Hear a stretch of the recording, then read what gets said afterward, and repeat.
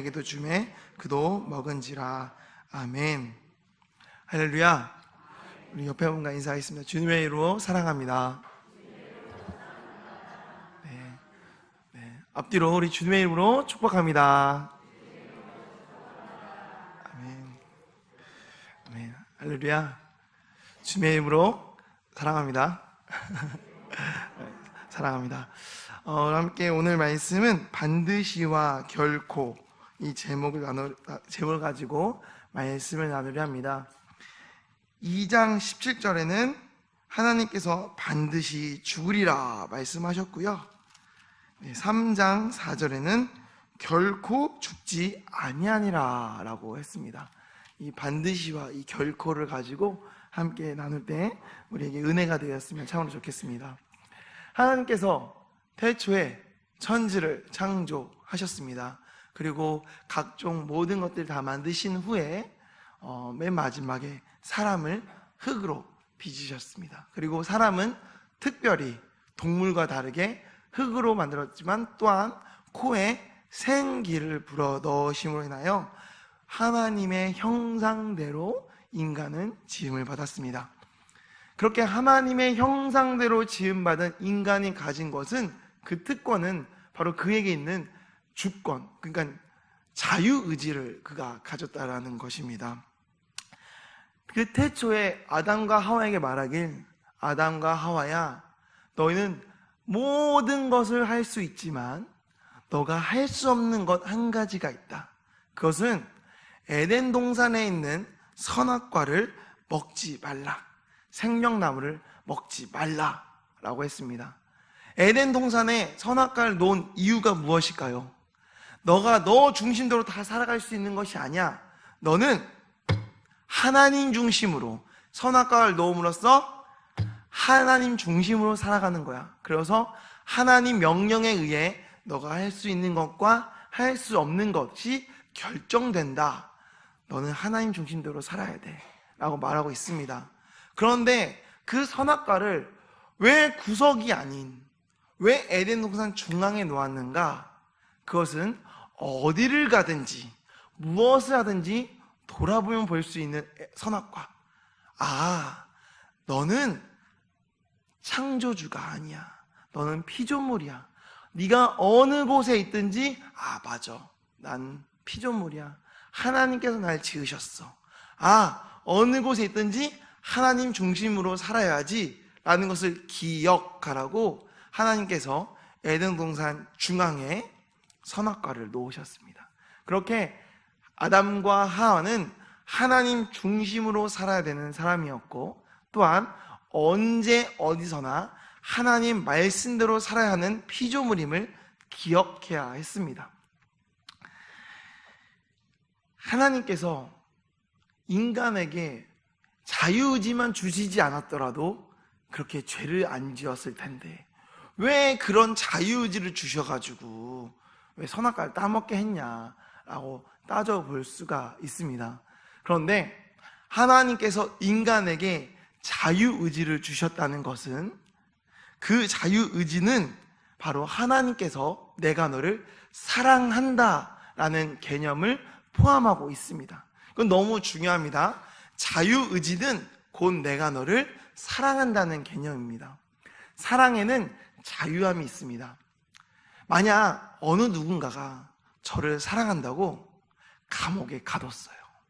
보고 싶을 때 보고 싶을 때 보고 하려고 감옥에 저를 가뒀다고 생각해 봅시다. 제가 사랑이라고 느낄까요? 저를 사랑한다면 자유하게 냅둬야 되는데, 저를 사랑한다는 이유로 감옥에 가뒀다면 전 사랑이 느껴지지 않습니다.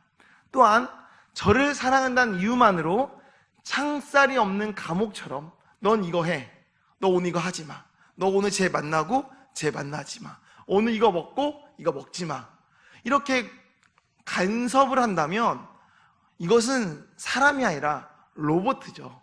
할 것과 하지 말아야 할 것. 로봇은 사랑을 느낄 수가 없습니다. 그렇듯이 그러니까 자유가 없는 곳에는 사랑이 거할 수가 없습니다. 사랑이 아니라 구속이고 핍박으로 느껴지게 되어 있습니다. 이렇게 구속하고 핍박하고 자유를 느낄 수가 없으면 이 안에 뭐가 싹트냐면 반항 심리가 싹틉니다. 이것으로부터 벗어나고 싶은 마음이 든다라는 것입니다. 그래서 사랑은 결국엔 파괴되고 맙니다. 자유가 없는 곳엔 사랑이 거할 수 없기 때문입니다. 자유가 없는 곳에 사랑이 존재할 수 없습니다. 그런데 우리 하나님께서는 사랑이십니다. 그렇기 때문에 우리에게 자유를 주시는 것이 당연한 것이죠. 사랑과 자유는 함께 가야만이 아름답게 꽃을 필 수가 있습니다. 그러니까 하나님께서 우리에게 자유의지를 주신 건 우리에게 사랑한다 라는 것을 말씀하고 있다는 것입니다. 그런데 이 자유의지 때문인지 몰라도 모두 알다시피 아담과 하와는 선악과를 먹었습니다. 그러면 우리가 질문해야죠. 하나님 뭐 하셨어요? 그때 먹지 않게 하셨어야지. 뭐 하셨어요 하나님? 이라고 우리가 반문해 볼 수 있습니다. 그런데 하나님께서 만약에 아담과 하와가 이 선악과를 먹으려고 할 때 하나님께서 스탑! 너 자유의지 쏙 빼가셨다면 하나님은 사랑이 실수가 없습니다. 하나님은 자유의 법, 사랑의 법으로 하나님이 이루어지신 분이시기 때문에 우리에게 자유의지를 걷어갈 수가 없습니다. 만약에 이렇게 아담과 하와가 죄 지을 때마다 자유의 법, 자유의 의지를 뺏어갔다면 사실 여기에 있는 우리 모두는 살아남을 수가 없습니다. 인생 살아가는 동안 죄 지어 보셨나요? 죄 지어 보셨습니까? 죄 지을 때마다 하나님 빵 했다면 사실 여기에 있는 우리가 살아남을 자가 누가 있을까요? 아무도 없습니다. 그 사랑의 하나님께서 길이 참으시니까 지금 우리가 그나마 살아남고 있는 거지, 하나님께서 우리가 죄 지을 때마다 너 일로 와 빵! 그러면 안 되지? 가. 일로 와 빵! 하면 우리는 어느 누구도 살아남을 수가 없다라는 것입니다. 예수님은 뭐라 말씀하시냐면 우리 마음에 음욕을 품는 것마다 그 죄다, 너 간음했다 라고 말합니다. 우리 마음속에 다른 사람 미워하는 것, 너 살인자다 라고 말합니다. 우리 모두 살인자고요, 우리 모두 간음한 자입니다. 그런데 어찌 우리가 하나님 앞에 바로 서겠습니까? 하나님께서 그렇게 우리가 죄를 짓는 것을 아시지만 길이 참고 계십니다. 그럼 하나님 뭐하고 계십니까? 참고만 계시나요? 아니요, 그렇지 않습니다. 하나님은 아담과 하와에게 분명히 말씀하셨어요. 너 먹으면 반드시 죽는다 라고 말하고 가만히 계신 것이 아니라 그가 말씀대로 살아가길 바라며 참고 기다리셨어요. 요한복음 14장 26절에 이렇게 되어 있습니다. 성령님에 관련돼서 말씀하시는데, 보혜사 곧 아버지께서 내 이름으로 보내신 성령, 그가 너에게 모든 것을 가르치고 내가 너에게 말한 모든 것을 생각나게 하시리라. 그러니까 우리가 살아가면서 죄를 지으려고 할 때마다 성령께서 뭐 하시나요? 너 아니야, 그때 목사님께서 말씀하셨잖아. 이건 죄야. 죄 지으면 안 돼. 죄 지으면 안 되지? 라고 생각나게 하신다는 것입니다. 그러니까 하나님께서 너 먹으면 반드시 죽는다 라고 말하는 것으로 끝나고 너 하나 안 하나 지켜보면서 혼내려고만 하시는 분이 아니라 우리를 위해 기도하시면서 또한 우리가 죄와 싸워서 이길 수 있도록 생각나게 하시는 분이 바로 우리 하나님이시라는 것입니다. 그러니까 우리가 말씀을 드리면서, 예배를 드리면서 말씀을 우리가 사모할 때, 한 주간 살아가면서 그 말씀을 붙잡고 갈 때 하나님 말씀이 생각나는 것입니다. 그것이 바로 우리 하나님께서 우리를 위해 하고 계신 일입니다. 자유의지를 쏙 뺏어갔다면 여기에 우리는 살아남는 자가 없을 것입니다.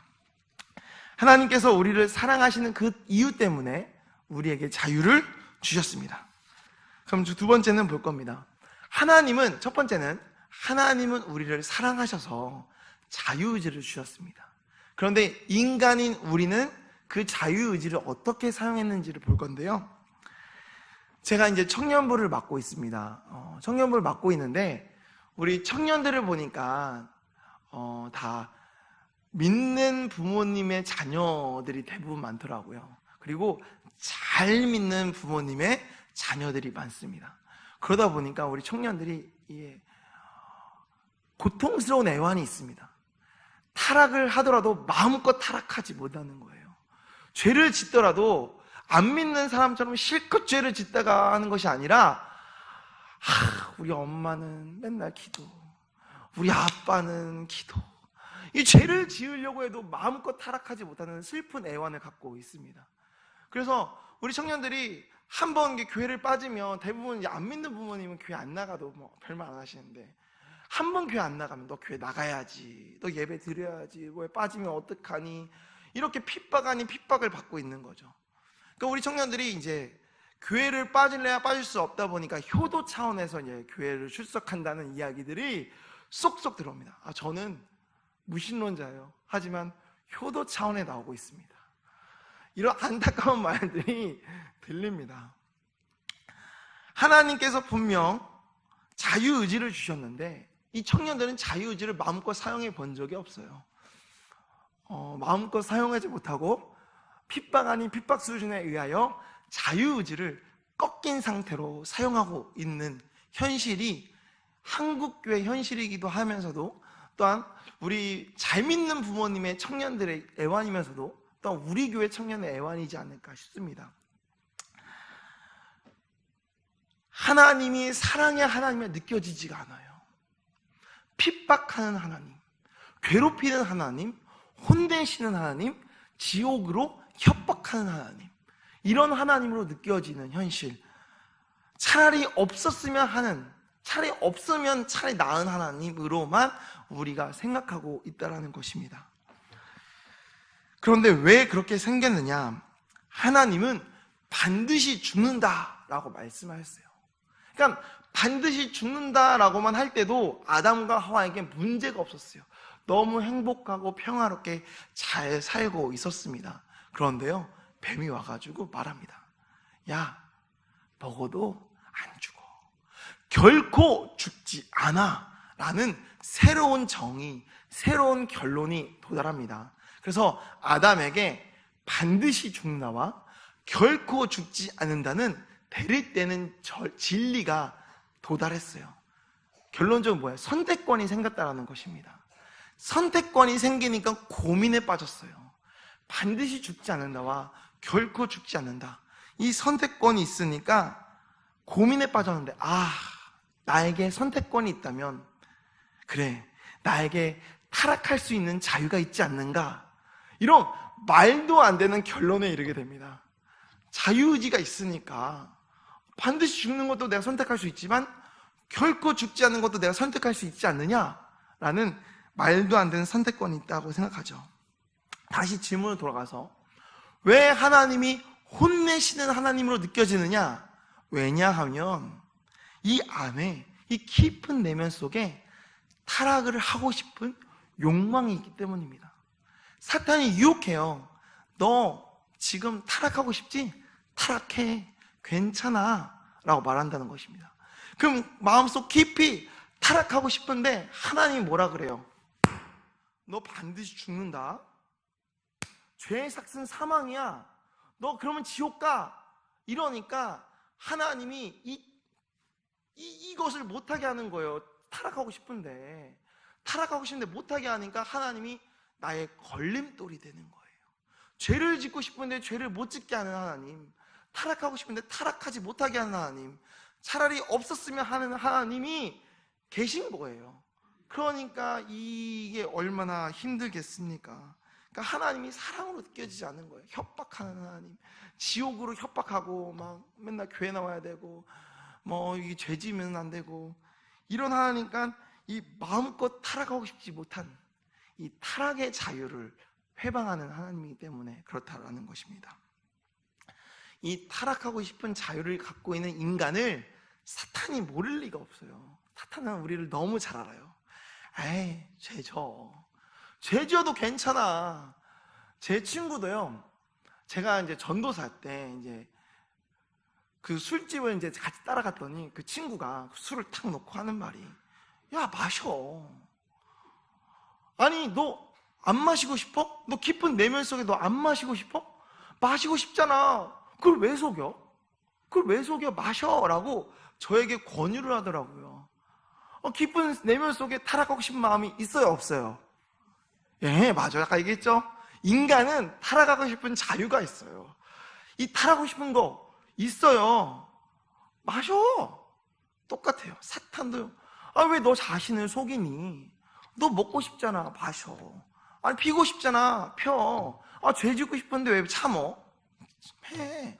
라고 우리를 부추기고 있다라는 것입니다. 하나님은 반드시 죽는다. 사탄은 결코 죽지 않는다. 그럼 뭐가 맞을까요? 자, 반드시 죽는다와 결코 죽지 않는다. 자, 둘 중에 뭐가 맞죠? 하나님 말이 맞아요? 뱀의 말이 맞아요? 하나님 말이 맞아요? 근데 아담과 하와가 죽었어요? 안 죽었어요? 예? 죽었어요? 안 죽었어요? 안 죽었죠. 누가 죽었대? 안 죽었어요. 아담과 하와는 죽지 않았습니다. 그러면 뱀이 말이 맞아요? 하나님 말이 맞아요? 뱀의 말이 맞죠. 맞아요. 뱀의 말이 맞아요. 여러분, 죄 지어보세요. 죄 지어보시면요, 죽을까요? 살까요? 살아있어요. 내가 아무리 죄를 지어도요, 천둥복에 꽝꽝꽝꽝, 번개가 팍, 타오르는 불, 안 죽어요. 잘 먹고 잘 삽니다. 죄 지어도 아무렇지 않아요. 뱀의 말이 맞아요. 그런데요, 하나님 말이 틀렸냐? 그렇지 않습니다. 인간은요, 짐승과 다르게 똑같은 흙으로 지었지만 인간은 하나님의 형상대로 지음을 받았을 뿐만 아니라 코에 생기로 생영이 된 하나님의 영이 거하는 존재였습니다. 그런데 죄가 들어오니까 하나님의 영이 나갔습니다. 하나님의 형상대로 지어진 존재가 하나님의 형상이 찢겨졌어요. 하나님의 형상이 죽었다라는 것입니다. 인간은 살았는데 하나님의 형상이 죽은 존재, 그런 존재가 되었다는 것이에요. 죄를 지어보세요. 죄를 지으면요, 육신적으로는 아무렇지 않아요. 그러나 이 안에 있는 하나님의 형상은 죽었습니다. 반드시 죽었습니다. 그것이 하나님께서 말씀하신 거예요. 그러다 보니까 아담과 하와가 살아있어도 더 이상 에덴 동산에 거할 수가 없었고, 에덴 동산에 거할 수 없다 보니까 하나님과 함께 할 수가 없었고, 하나님의 형상대로 산다는 것이 무엇인지를 알 수가 없었던 것입니다. 하나님의 형상이 깨졌는데 어떻게 하나님과 함께 살겠습니까? 하나님과 함께 살지 못하는데 천국의 삶이 뭔지를 어떻게 알겠냐고요. 천국의 삶을 살지 못하니까 참된 자유가 뭔지를 어떻게 알겠습니까? 그러니까 하나님이 나를 협박하는 하나님, 나를 괴롭히는 하나님, 마음껏 타락하고 싶은데 타락을 못하게 하는 하나님으로만 알고 있으니 사랑의 하나님이 느껴지지 않죠. 그게 바로 자유를 잘못 쓴, 타락하고 싶은 자유를 쓴 아담과 하와의 잘못입니다. 예를 들어볼까요? 성경 인물의 삼손 아십니까? 삼손은요, 나실인이에요. 하나님으로부터 구별받은 그리스도인, 크리스찬입니다. 그런데 하나님의 영이 함께 하셨고 하나님의 자녀로서 그가 살아야 할 그가, 삼손이 타락하고 싶은 자유가 있는 거예요. 그러니까 보니까 부모님이 이스라엘 백성 가운데 아내를 구하라는데, 아니요, 자기가 끌리는 대로 여자를 구했더니 블레셋 가운데 아내를 구하다가 한 번 결혼 망쳤어요. 그러다 보니 방황하다가 이제 기생 들릴라를 만나게 됩니다. 들릴라가 말해요. 난 당신을 사랑해요. 난 당신을 사랑해요. 당신의 그 힘의 비밀을 알고 싶어요. 알려주세요. 근데 뭐 몇 번 속이죠. 그런데 볼까요? 들릴라가 왜 삼손의 힘을 알고 싶어 했죠? 왜 그럴까요? 그 블레셋 사람들이요, 삼손을 죽이려고 들릴라한테 약속을 합니다. 내가 너 돈 줄게. 돈 5,500, 아무튼 5,500이에요. 5,500 줄 테니까, 돈 많이 줄 테니까 그 삼손의 힘을 알아내라. 안 그러면 너 죽는다. 그러니까 이 들릴라가 돈에 욕심이 생겨가지고 말해요. 난 당신을 사랑해요. 당신의 힘의 근원을 알고 싶어요. 자, 사랑일까요? 돈일까요? 들릴라의 진심은 돈이죠. 사랑이 아니에요. 근데 말은 뭐라 그래? 난 당신을 사랑해요. 당신의 힘의 근원을 알고 싶어요. 그러니까 삼손이 거기에 속아 넘어가서 다 자신의 힘의 근원을 알려줍니다. 사탄은 똑같아요. 야, 먹어도 안 죽어. 먹어도 안 죽어. 먹어도 안 죽어. 먹어. 그런데 하나님의 형상은 죽을 거야. 그 이야기는 쏙 빼는 거죠. 너 먹어도 안 죽어. 괜찮아, 먹어. 하지만 하나님의 형상은 죽을 거야. 들릴라도 난 당신을 사랑해요. 그런데 당신은 죽일 거예요.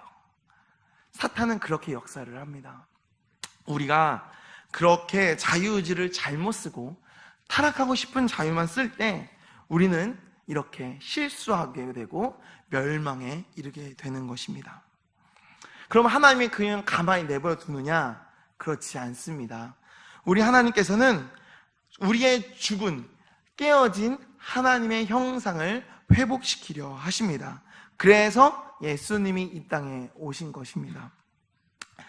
아까 말씀드린 대로 우리 안에는 하나님의 형상이 죽었습니다. 반드시 죽어져 있습니다. 그러면 하나님의 형상이 내 안에 살아있는지 돌아봐야죠. 제가 여쭤보겠습니다. 성도 여러분, 하나님의 형상이 회복되셨습니까? 아담으로부터 찢겨진 내 안의 하나님의 형상이 회복되셨습니까? 스스로가 돌아봐야 됩니다. 나는 하나님의 형상이 회복되었나? 이거를 깨닫게 되면 이렇게 말할 수밖에 없습니다. 난 하나님의 형상이 회복되지 않았구나. 난 지옥계에 갈 수밖에 없는 죄인이구나. 나는 아직도 타락하고 싶은 그런 죄인이구나 라고 깨닫게 됩니다. 우리가 하나님의 형상을 깨달아야 이것을 깨달을 수 있는데요, 어떻게 하면 하나님의 형상을 깨달을 수 있느냐? 제가 이제까지 알고 있는 방법이 두 가지 방법이 있습니다. 하나님의 형상이 깨어져 있는지 아닌지 알 수 있는 방법 두 가지. 첫 번째는 예배 가운데 하나님 앞에 서는 것입니다. 예배 가운데요, 하나님의 임재를 경험하게 되면요, 하나님과 내가 독대하게 되면, 마주치게 돼요. 그러면 거룩하신 하나님 앞에 더러운 죄인인 내가 보여요. 거룩한 빛 앞에 어둠 속에 살고 있는 내가 보입니다.